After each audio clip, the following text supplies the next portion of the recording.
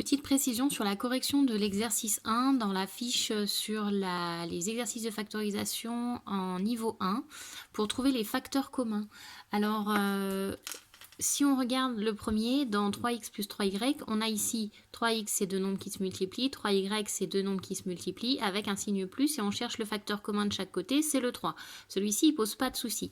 On va avoir un petit peu plus de difficulté quand on va arriver sur le d, par exemple. Je vous avais dit, on repère les signes plus et moins, on va repérer celui-là de signe moins. Parce que ici, on a deux nombres qui se multiplient, on a le moins 6 avec la parenthèse, on va considérer la parenthèse comme un seul nombre.